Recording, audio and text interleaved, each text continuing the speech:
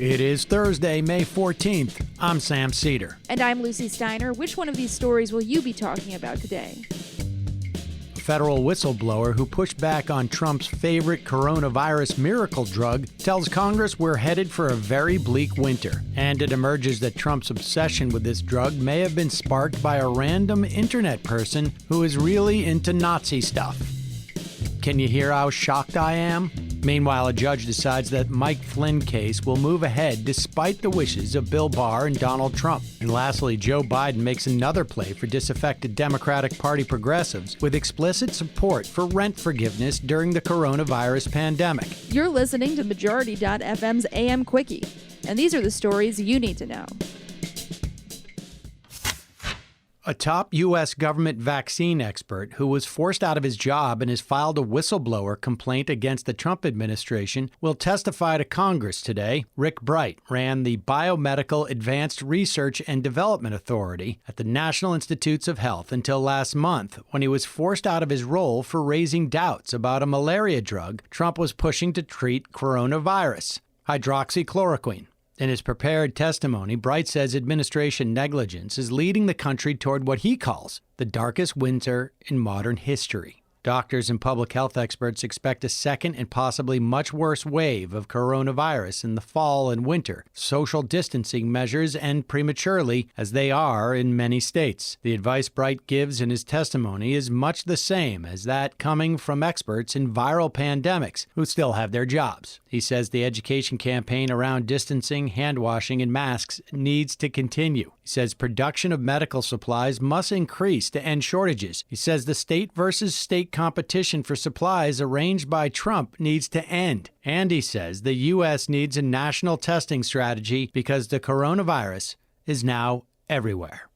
As for testing, the Washington Post reports that a particular coronavirus test promoted by Trump, the 5-minute Abbott test, missed a third of positive samples in a study by New York University. One wonders where Trump comes up with these recommendations. Yesterday, the Huffington Post reported new details on how hydroxychloroquine came to Trump's attention. Previous reports mentioned how a misleading paper on the drug, written by a couple of cryptocurrency investors, caught the attention of a self-proclaimed Australian philosopher, Adrian Bai, who works in tech and lives in China. What they failed to mention was that Bai is apparently an anti-Semitic conspiracy theorist. He started promoting chloroquine as, quote, a Nazi drug that is here to teach a lesson to leftists about bias. From there, it led to the bogus paper, which caught Elon Musk's attention, then Trump's. So the idea for using this drug went from some Nazi booster to Musk to Trump.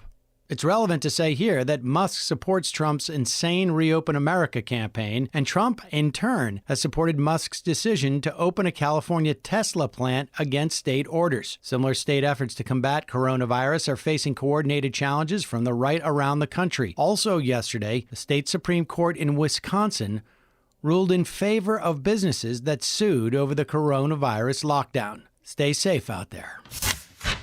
The judge in the Mike Flynn case yesterday decided that proceedings will continue, despite Attorney General Bill Barr's decision to engage in a brazen official cover-up for Trump and drop charges after Flynn admitted guilt. Judge Emmett Sullivan appointed a retired federal judge, John Gleeson, to decide how to respond to the Justice Department's latest filings, which, echoing Trump, portray Flynn as a victim of unjust prosecution. This is, again, even though Flynn admitted guilt and even though Trump himself previously denounced Flynn for lying to the FBI. The retired judge, Gleeson, was a Bill Clinton appointee and this week put his name on an opinion piece in the Washington Post titled, quote, "The Flynn case isn't over until the judge says it's over." So Bill Barr can say history is written by the winners, but this decision means, at a minimum, that Judge Sullivan does not seem confident that Trump, Barr, and Flynn will be the winners when everything is said and done. Sullivan's orders to Gleeson ask him to decide whether Flynn should face criminal contempt charge for perjury, which frankly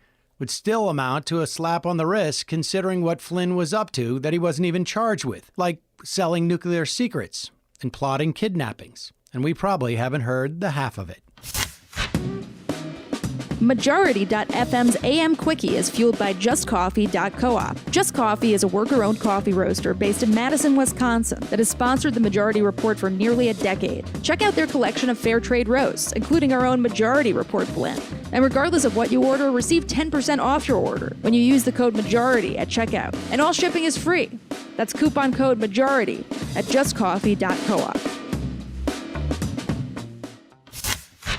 The Joe Biden campaign appears to be getting more serious in its attempts to win over progressives, socialists, and other voters on the left side of the Democratic Party coalition. Yesterday, in an interview with Vanity Fair on Snapchat, Biden called for federal rent and mortgage forgiveness during the coronavirus pandemic. To be clear, Biden said, quote, forgiveness, not paid later, forgiveness. Meaning rather than making tenants and homeowners responsible for past due payments after a deferral period, the government would pick up the tab for the period when the coronavirus meant they were unable to pay for their housing. That's the idea anyway, and it's straight from the Bernie Sanders campaign. The policy announcement comes after Senator Sanders and New York Congresswoman Alexandria Ocasio-Cortez joined Biden's policy task forces.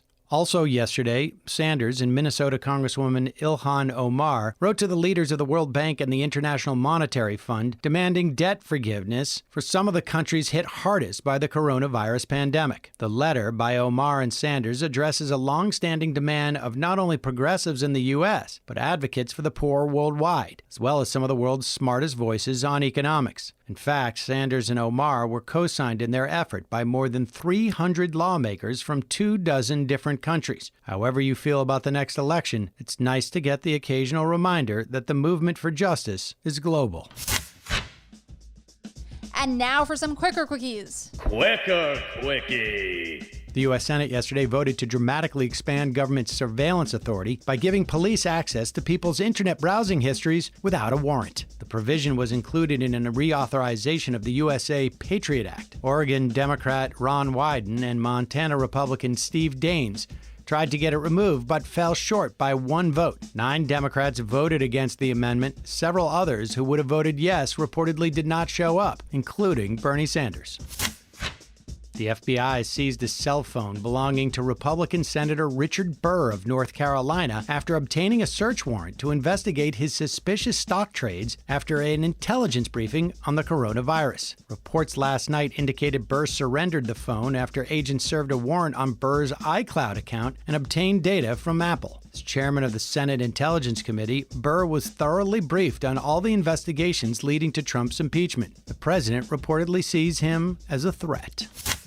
It's not just you. CNN reports that grocery prices around the country are soaring as prices for pretty much everything else, from clothes to cars, go down. The new Bureau of Labor Statistics figures show prices for eggs going up 16% last month. Other basic foods like bread and juice were up between 2 and 4%. Donuts were up 5%, but I guess we'll survive somehow.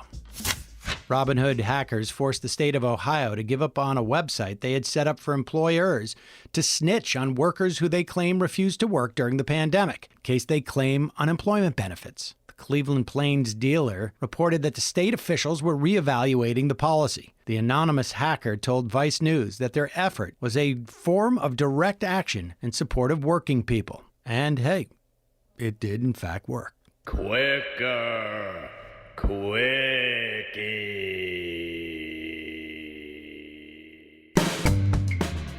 That's it, folks. Thanks for listening to Majority.fm's AM Quickie.